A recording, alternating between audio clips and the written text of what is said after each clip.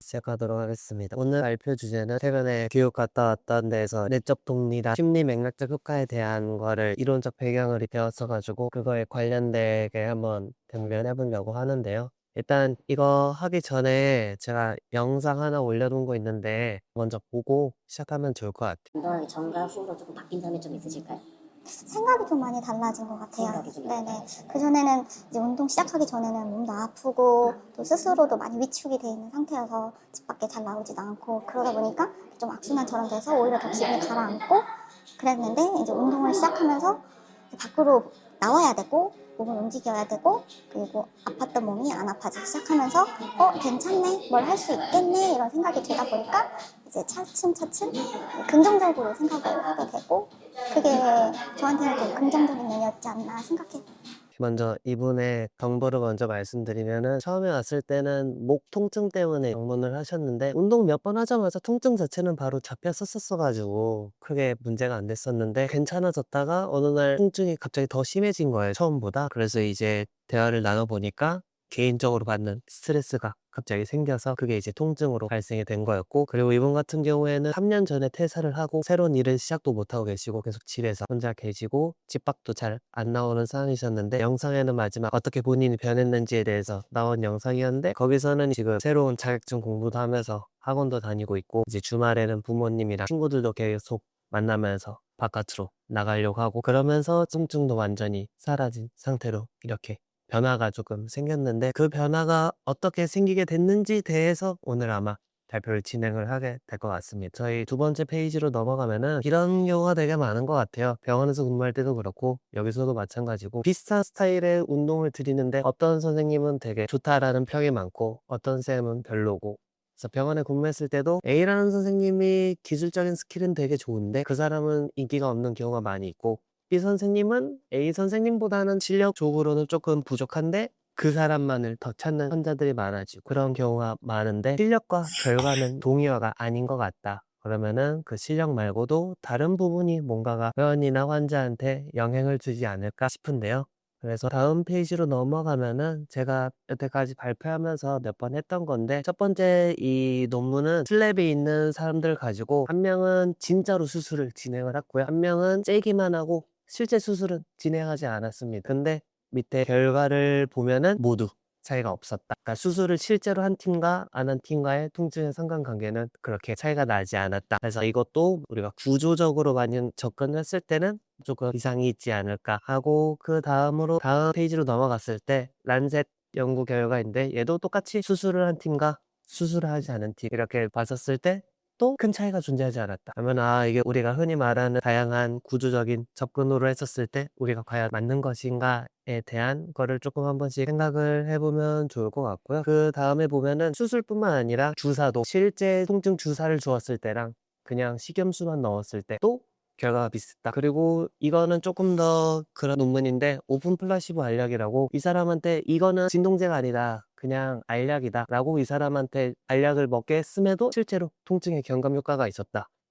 그래서 우리가 수술, 주사, 약물 모두 다 조금 이게 어떻게 되는 상관관계인가에 대해서 한 번씩 의심을 해보면 좋을 것 같고, 5번 페이지 첫 번째 논문을 보면은 만성 통증이 오래되면 오래될수록 페인은 심리 쪽과 많이 관련돼서 올라간다를 시사하는 그런 논문인 것 때문에 가져오게 됐고요. 그래서 지금 제가 방금 말씀드린 몇 가지의 논문들이 다 우리가 평상시 얘기하는 구조적인 문제와 통증의 연관성에 대해서 조금 의심을 한번 해보면 좋을 것 같다. 그러면은 우리가 아까 말했던 A 치료사가 기술이 좋은데 왜 B 치료사한테 조금 더 환자들한테 인기가 많았고 피드백에도 좋았냐에 대한 거를 6번 페이지로 넘어가면은 아까 말했던 요약이기는 한데, 우리가 약물이란 치료, 수술이란 치료, 주사란 치료, 우리가 이거를 치료를 받았기 때문에 효과가 있을 거다라고 하는 플라시보 효과가 요즘은 되게 크다고 해요. 그래서 제가 방금 말씀드렸던 거는 대부분의 플라시보 효과가 되게 굉장히 크다라는 경우가 많이 있고요.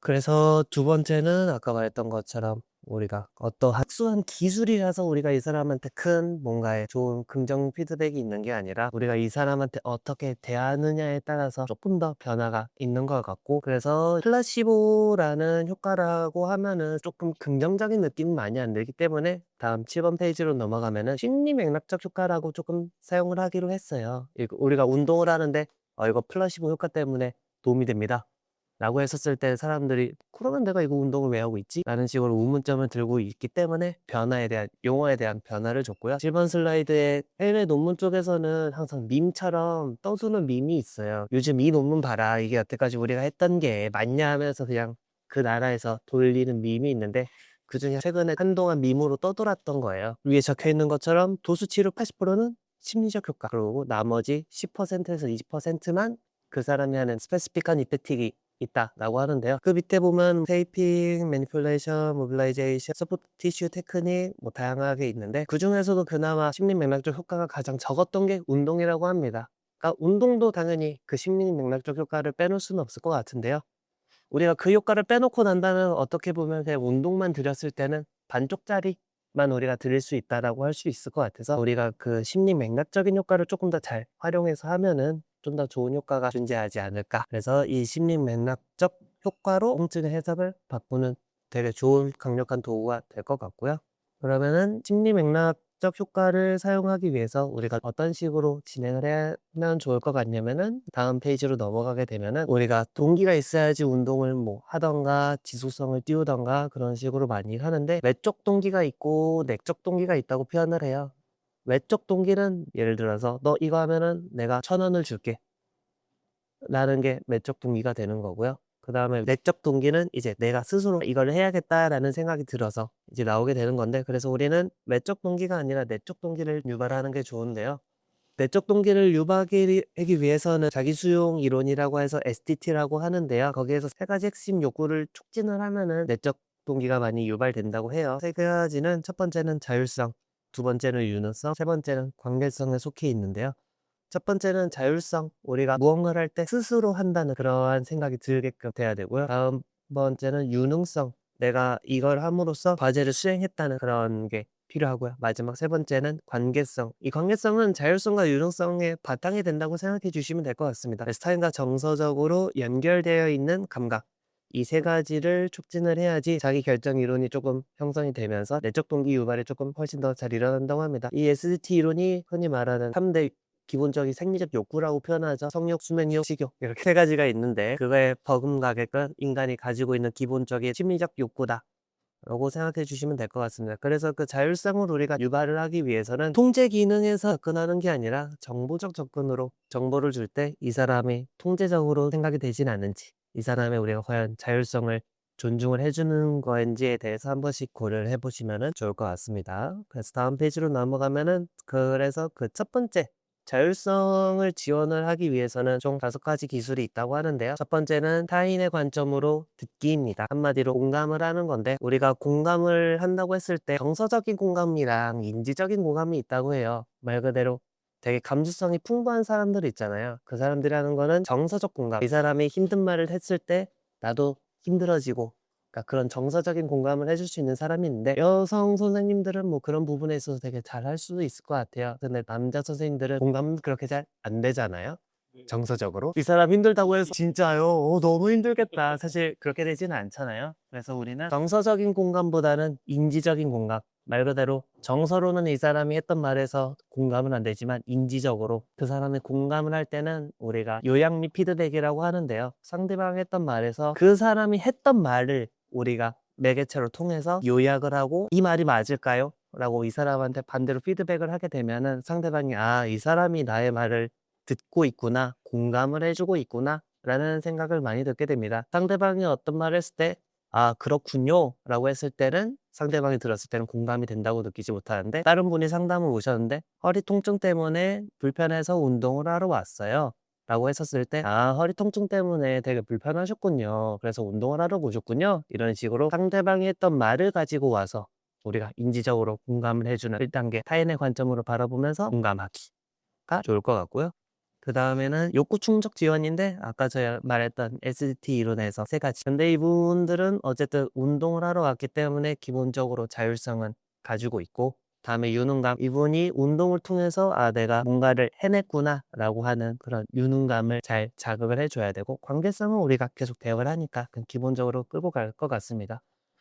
다음 설명적인 이유. 내가 이 동작을 왜 해야 하는지, 그래서 이 동작이 나한테 어떤 도움이 되는지에 대해서 스스로 생각할 수 있게끔. 이게 그냥 정보를 이 사람한테 기본적으로 주입을 하는 게 아니라 그 상대방이 한 번쯤은 생각을 해볼 수 있게끔 내재화를 유도한다고 표현을 하는데, 뭐 예를 들어서 연골연화증이 있다고 해서 통증이 존재하진 않다가 저희 쪽에서 바라보는 입장인데, 이분이 예를 들어서 무릎 연골연화증 때문에 통증이 아파요. 그래서 통증이 있는 것 같아요. 라고 이야기를 했었을 때 설명적인 이유를 하는 거죠. 여러 가지 논문을 보여주면서 운동을 했을 때는 연골연화가 파괴되는 것보다 재생이 되는 게 훨씬 더 좋다. 그래서 운동을 하는 게 훨씬 더 효과가 있고, 그 다음에 회원님이 정말로 연골연화증 때문에 통증이 있으신 상태라면은 왜 평상시에는 괜찮다가 앉아있을 때는 뭐 연골연화증 때문에 통증이 있을 리는 없잖아요. 이때 통증이 있다면은 그게 왜 연골연화증 때문에 통증이 있다고 생각을 하느냐, 왜 그런지에 대해서 이유를 설명해주고, 왜 본인이 아프다고 하는 게 정말로 그게 그것 때문에 통증이 아픈지를 조금 본인 스스로가 생각을 해보게끔 유도해주는 게 좋을 것 같고요. 그 다음에는 감정 수용인데, 내가 생각하는 것과 상대방이 생각하는 것이 다른 경우도 되게 많이 있는 것 같아요. 그래서 저 이거 별로예요. 다르게 바꿔주세요. 라고 했었을 때 아까 말했던 것처럼 1번 타인 예약 및 재진술이라고 해서 아 진짜 이것 때문에 기분이 나쁘셨겠어요. 그러면 어떤 식으로 진행해 주시면 좋겠어요. 라는 식으로. 이것도 최근에 제 사례가 있었는데, 다른 선생님이랑 하다가 저랑 하신 회원님이 오셨는데, 그분은 저한테 이분이 웨이트를 좋아한다고 말씀하셨어요. 그래서 회원님 웨이트 좋아하신다면서요? 하니까 자기는 운동 별로 안 좋아하신대요. 근데 어깨 통증도 있었어요. 아 그래요? 그러면은 어깨 통증 천천히 조절하면서 시작을 해봅시다 해서 어깨 통증을 조절해서 어깨 통증 조절이 됐어요. 그러고 나서 여행을 갔다 오니라 한 달간은 거의 운동을 진행 못했다가 이제 한 달 만에 다시 돌아오셨는데 어깨도 많이 괜찮아지셨고, 그래서 이제 운동을 진행하는데 갑자기 선생님 근데 저는 이렇게 재활 같은 거 하기 싫고 무게 치고 싶어요. 저는 그래야지만 조금 내가 했다는 식으로 그런 유능감이 좀 들어요. 라는 말을 들었을 때 일단 저희 아까 말했던 세 가지 기본 욕구 중에서 유능성이 저해받는 일이잖아요. 그러면은 상당히 기분이 조금 나쁘거든요. 사실 저도 기분이 되게 나빴는데 그런 것 때문에 되게 기분이 나빴겠어요. 그럼 회원님은 이렇게 웨이트를 진행하는 방식으로 하는 거를 원하신다는 거죠? 해가지고 저 맞아요. 그러면 그런 식으로 진행을 하되, 근데 회원님 아직 어깨 통증이 조금은 존재를 하니 약간의 이런 기능적인 운동도 조금 포함해서 하면 되게 좋을 것 같다라고 해서 그분도 오케이를 하셔가지고 지금 아무런 문제 없이 운동을 하고 계시는데, 그 상태에서 상대방이 어쨌든 우리가 돈을 내고 서비스를 해야 하는 사람이기 때문에 그 상대방의 짜증이나 거부도 우리가 수용을 할 수 있어야 된다 라는 식으로 생각이 들고요. 그다음에 자율성 제한의 마지막은 초대하는 언어라고 해가지고 이렇게 해야 한다가 아니라, 제가 아까 그 방금 회원님 사례를 얘기했을 때 이런 식으로 진행하는 건 어때요? 이렇게 합시다. 저렇게 합시다. 라는 보다는 이렇게 하는 건 어때요? 저렇게 해보는 건 어때요? 그래서 회원님의 생각은 어때요? 이런 식으로 나의 생각을 얘기하는 게 아니라 상대방의 생각을 들을 수 있게끔 조금 초대하는 언어, 이렇게 하는 게 훨씬 더 상대방이 이해하고 우리랑 조금 더 친밀하고 관계를 쌓는 데 있어서 훨씬 더 좋다고 합니다. 그래서 자율성을 지원하는 뭐 여러 가지가 있지만 일단 이 5개만 가지고 왔고요. 다음 페이지를 넘어가면은 우리가 이 사람한테 결국 어떠한 뭔가의 긍정적인 경험이라고 해야 될까요? 내적 동기를 유발하기 위해서는 여러 가지 기술이 있겠지만 그 중에서 큰 3가지만 가져왔어요. 경청과 질문, 피드백. 이 사람한테 경청과 질문, 피드백을 했었을 때 훨씬 더 내적 동기가 잘 유발이 된다고 하는데, 이거는 아까 말했던 ST론이라던가 자율성 지원에 다 말했던 겹치는 내용이 많다고 생각해 주시면 될 것 같은데요. 일단은 경청은 여러 가지가 있는데, 일상적인 경청, 그냥 우리 평상시 대화할 때처럼 하는 경청이 있고요. 적극적 경청, 우리가 대화를 할 때 그 사람이 눈을 마주보고 그 사람이 말할 때 고개를 끄덕이면서 그 사람이 말할 때 진짜요? 그래서요? 라고 하는 거를 적극적 경청이라고 합니다. 그 다음에 직관적 경청이라고 하는데, 이거는 기술이 필요해요. 이 사람이 말을 했을 때 양가 감정이라고 표현해서 제가 운동은 해야 하는데 하기는 싫고, 약간 여러 가지 그런 말 했었을 때 이 사람이 운동을 해야 되는데 왜 싫어할까? 약간 그런 그 사람이 말하는 거에 이면에 숨어 있는 여러 가지 그런 것들 파악을 하면 좋은데, 이거는 난이도가 있기 때문에 저희는 일단은 적극적인 경청으로만 해도 이 사람의 내적 동기가 훨씬 더 유발이 될 수 있는데, 그냥 일상적인 경청, 처럼 가볍게 듣고 그냥 그렇구나 하고 넘어가는 게 아니라 우리가 비언어적인 표현까지 하면서 상대방한테 공감을 하고 있구나라는 거를 느낄 수 있도록 하면은 되게 좋을 것 같고요. 그다음에는 질문인데 질문의 원칙을 몇 가지가 있는데 첫 번째로는 한 질문에 하나만 무슨 말이에요? 질문을 할 때 여러 가지 질문은 이건 어땠어요? 저건 어땠어요? 저것도 어땠어요?가 아니라 한 번 질문 하나만 이 사람한테 얘기할 때는 아침에 뭐 할 때 불편하셨어요? 그 다음에 질문 받고 언제 불편하셨어요? 이렇게 질문은 하나씩 해야 되고요. 그다음에 질문이 답변보다 길면 안 됩니다. 질문 문장이 길게 되면은 하나에 하나가 아니라 여러 가지 질문이 되게 되고 그러면은 대답하는 사람이 그래서 뭘 대답을 하는 건지에 대해서 그 사람도 헷갈리게 되고 그거에 대한 질문자도 조금 헷갈리기 때문에 단문장으로 해서 이 사람이 길게 말할 수 있도록 유도하면 좋고요. 명확하게 묻기. 예를 들어서 우리가 통증이 있어서 왔는데 언제 불편하세요? 라고 하면은 되게 애매모호하잖아요. 허리가 아파요. 뭐 할 때요? 매일 아픈데요. 라고 하는데 일반적으로 매일 아픈 사람은 존재하지 않잖아요. 그래서 그 사람이 아침에 아픈지 저녁에 아픈지 앉아있을 때 아픈지 일어서 있을 때 아픈지 자고 일어났을 때 아픈지 아니면 자기 직전에 아픈지 그 여러 가지 탐색을 통해서 명확하게 이 사람이 실제로 불편한 게 뭔지에 대해서 알 수 있게끔 그래서 질문의 원칙은 한 번에 하나만 단문장으로 그 다음에 명확하게 이 사람이 뭔지를 알 수 있게끔 해주면 되고요. 그 다음은 개방형 질문으로 하는 것인데요. 그래서 이거는 다들 아실 것 같아요. 그냥 네, 아니요 라는 대답으로 끝나지 않게끔 이 사람이 계속 스스로 이야기할 수 있게끔 하는 게 질문의 원칙입니다. 그래서 일단 첫 번째가 경청인데 일상적인 경청이 아니라 적극적인 경청을 할 수 있게끔 그다음에 질문은 방금 말했던 네 가지 한 번에 하나 단문장 명확하게 묻기 개방형 질문으로 이 사람의 정보를 많이 우리한테 내줄 수 있도록 해주면 좋고요. 마지막은 저희 피드백인데요. 저희가 전에 대표님이 이렇게 했었을 때 칭찬을 많이 해준다 라고 했었는데 그 칭찬도 총 3가지가 있다고 해요. 첫 번째는 겉의 칭찬. 회원님 오늘 되게 옷 되게 깔끔하게 입으셨네요. 회원님 오늘따라 뭔가 얼굴이 화사해 보시나요? 그냥 겉 표면적인 칭찬이 있고요. 두 번째는 인정. 이 사람이 뭔가를 수행을 했을 때 더 잘했어. 그럼 그 사람에 대한 인정을 해준다고 합니다. 그래서 순서대로 진행이 돼야 되는데 처음부터 인정이나 지지적인 걸로 이 사람한테 칭찬을 하게 되면은 그 사람은 이 사람이 나에 대해서 뭘 안다고 이렇게 칭찬을 하지? 라는 식으로 먼저 거부감이 들기 때문에 먼저는 기본적인 칭찬, 겉 표면에 있는 것부터 칭찬을 들어가고 그 다음에 인정.